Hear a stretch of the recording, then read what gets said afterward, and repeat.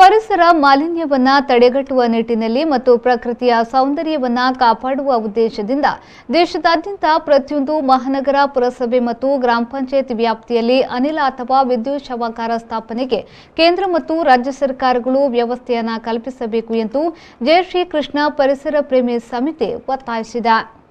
ಮಂಗಳೂರಿನ ಪ್ರೆಸ್ ಕ್ಲಬ್ನಲ್ಲಿ ನಡೆದ ಸುದ್ದಿಗೋಷ್ಠಿಯಲ್ಲಿ ಮಾತನಾಡಿದ ಸಮಿತಿಯ ಸಂಸ್ಥಾಪಕ ತೋನ್ಸೆ ಜಯಕೃಷ್ಣ ಎ ಶೆಟ್ಟಿ ಅವರು, ಪರಿಸರ ಸಂರಕ್ಷಣೆ ಪ್ರತಿಯೊಬ್ಬರ ಹೊಣೆ. ಪ್ರಸ್ತುತ ಗ್ರಾಮೀಣ ಸೇರಿದಂತೆ ನಗರ ಪ್ರದೇಶಗಳಲ್ಲಿ ಶವ ಸಂಸ್ಕಾರ ಮಾಡುವುದಕ್ಕೆ ಸೂಕ್ತ ಸ್ಥಳಾವಕಾಶದ ಕೊರತೆ, ಕಟ್ಟಿಗೆಯ ಕೊರತೆ ಎದುರಾಗುತ್ತಿದೆ. ಬಹುತೇಕ ಕಡೆಗಳಲ್ಲಿ ದಹನಕ್ಕೆ ಕಟ್ಟಿಗೆಯನ್ನ ಬಳಸುವುದರಿಂದ ಮರಗಳು ನಾಶವಾಗುತ್ತಿದೆ. ಮುಂದೆ ಇದು ದೊಡ್ಡ ಸಮಸ್ಯೆಯಾಗಬಹುದು. ಆದ್ದರಿಂದ ಅನಿಲ ಅಥವಾ ವಿದ್ಯುತ್ ಶವಾಗಾರ ಸ್ಥಾಪನೆಗೆ ಸರ್ಕಾರ ತಕ್ಷಣ ಸೂಕ್ತ ಕ್ರಮಗಳನ್ನು ಕೈಗೊಳ್ಳಬೇಕು. ಈ ನಿಟ್ಟಿನಲ್ಲಿ ಸರ್ಕಾರದ ಗಮನ ಸೆಳೆಯಲಾಗುವುದೆಂದು ಹೇಳಿದರು. ಒಂದು ಶವ ನಾವು ಕ್ರಿಮೇಷನ್ ಮಾಡಿದ್ರೆ around 340 pounds of carbon dioxide emission ಆಗ್ತದೆ. ಆವರೇಜ್ ನಮ್ಮ ರಾಷ್ಟ್ರದಲ್ಲಿ 6,40,000 ಹಳ್ಳಿಗಳಿವೆ. ಆ ಲೆಕ್ಕದಲ್ಲಿ ಆವರೇಜ್ ಹಿಂದೂ ಸಪೋಸ್ 1,000 ಡೆತ್ ಆದರೆ 20% ಕ್ರಿಶ್ಚಿಯನ್ ಮುಸ್ಲಿಮ್ಸ್ ಅಂತ ಹೇಳಿದ್ರೆ 80% ನಾವು ಹಿಂದೂಸ್ ಅಂತ ಹೇಳ್ಬೋದು. ಆ 80% ಲೆಕ್ಕ ಮಾಡುವಾಗ ನಮ್ಮ ದೇಶದಲ್ಲಿ as on today for 135 crore population there is a death. 1 ಕೋಟಿ ಜನರು ಸಾಯ್ತಾರೆ ಇನ್ ಇಯರ್. ಆ 1 ಕೋಟಿಯಲ್ಲಿ ಲೆಕ್ಕ ಮಾಡುವಾಗ 80 ಲಕ್ಷ ಜನ ಹಿಂದೂಗಳಾಗ್ತಾರೆ. ಒಂದು ಆ ಲೆಕ್ಕದಲ್ಲಿ ನಾನು ಕ್ಯಾಲ್ಕುಲೇಷನ್ ಮಾಡಿದ ಕೊಟ್ಟಿದ್ದೇನೆ. ಆ ಲೆಕ್ಕದಲ್ಲಿ ಕ್ಯಾಲ್ಕುಲೇಟ್ ಮಾಡಿ ಹೈಯೆಸ್ಟ್ ಪೊಲ್ಯೂಷನ್ ಆಗ್ತದೆ. ಈ 80 ಲಕ್ಷ ಶವಗಳನ್ನು ಕ್ರಿಮೇಷನ್ ಮಾಡುವಾಗ 390 crore ಇದು ಉಡಬೇಕಾಗ್ತದೆ ಟೋಟಲ್ ಇನ್ ಇಯರ್.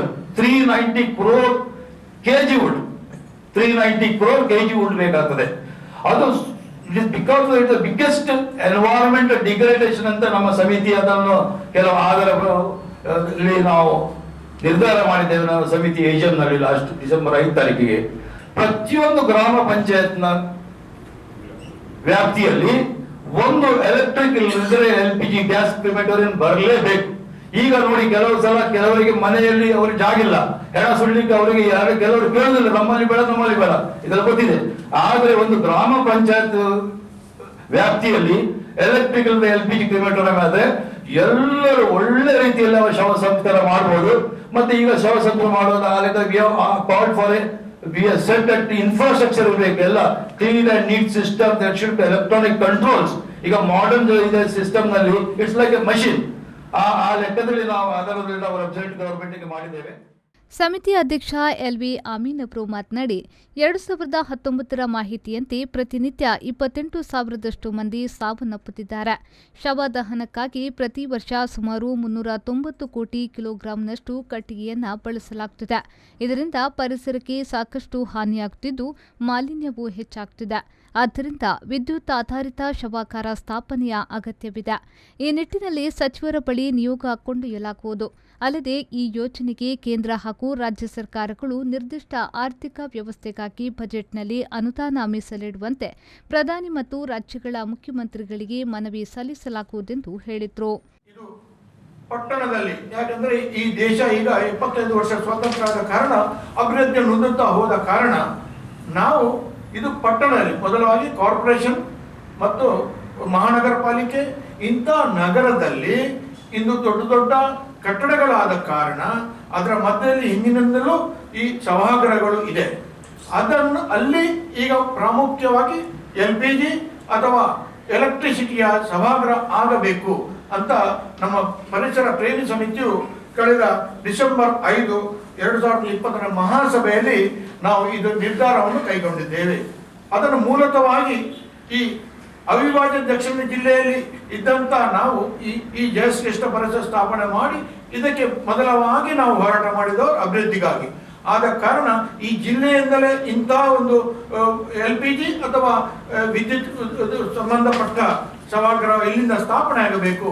ಇದು ಪಂಚಾಯತ್ ಲೆವೆಲ್ ಹಂತಕ್ಕೂ ಇದು ಹೋಗಬೇಕು. ಯಾಕಂದ್ರೆ ಈ ದೇಶದ ಹಲವಾರು ಜಿಲ್ಲೆ ರಾಜ್ಯಗಳನ್ನು ನಾವು ಇದರ ಬಗ್ಗೆ ಚಿಂತನೆ ಮಾಡುವಾಗ ಕೆಲವು ಕಡೆ ಇಂದಿಗೂ ಸಭಾಗೃಹ ಇಲ್ಲ. ಆ ಮೃತದೇಹವನ್ನು ಕೊಂಡೋಗಿ ಅದಕ್ಕೆ ವ್ಯವಸ್ಥೆ ಕೂಡ ಒಂದು ಹಳ್ಳಿಯಲ್ಲಿ ಇಲ್ಲ. ಇಂಥ ವ್ಯವಸ್ಥೆ ಇಂದು ನಮ್ಮ ಕೇಂದ್ರ ಸರ್ಕಾರ ನರೇಂದ್ರ ಮೋದಿಯವರು ಕೂಡ ನಾವು ಈ ವಿಷಯವನ್ನು ಮುಂದೆ ಇಡಲಿಕ್ಕೆ ಬಯಸುತ್ತೇವೆ. ಯಾಕೆಂದರೆ ಅವರು ಒಂದು ಸಂದರ್ಭದಲ್ಲಿ ಪ್ರಧಾನಿ ಆಗುವಾಗ ಒಂದು ವಿಷಯ ಹೇಳಿದರು, ಮಹಿಳೆಯರು ತನ್ನ ಅಡಿಗೆ ಕೋಣೆಯಲ್ಲಿ ಕಟ್ಟಿಗೆಯಿಂದ ಅಡಿಗೆ ಮಾಡುವಾಗ ಅವರ ಆರೋಗ್ಯಕ್ಕೆ ತೊಂದರೆ ಆಗ್ತಾ ಅಂತ ಒಂದು ವಿಷಯವನ್ನು ಅವರು ಮೊದಲು ಹೇಳಿ ಅವರ ಮನೆಗೆ ಗ್ಯಾಸ್ ಕನೆಕ್ಷನ್ ಕೊಡುವುದನ್ನು ಪ್ರಾರಂಭ ಮಾಡಿದಂಥ ನಮ್ಮ ನರೇಂದ್ರ ಮೋದಿಯವರು. ಆದ ಕಾರಣ ಈ ಒಂದು ವಿಷಯದಲ್ಲಿ ಕೂಡ ಕಟ್ಟಿಗೆಯನ್ನು ಉಪಯೋಗ ಮಾಡದೆ ಸಾಧ್ಯವಾದಷ್ಟು ಗ್ಯಾಸ್ನಿಂದ ಎಲೆಕ್ಟ್ರಿಸಿಟಿಯಿಂದ ಈ ಶವ ಸಂಸ್ಕಾರ ಆಗಬೇಕು. ಪ್ರಾರಂಭದಲ್ಲೇ ಮಹಾನಗರ ಪಾಲಿಕೆಯಲ್ಲಿ ಮಹಾನಗರದಲ್ಲಿ ಇದು ಆಗಬೇಕು.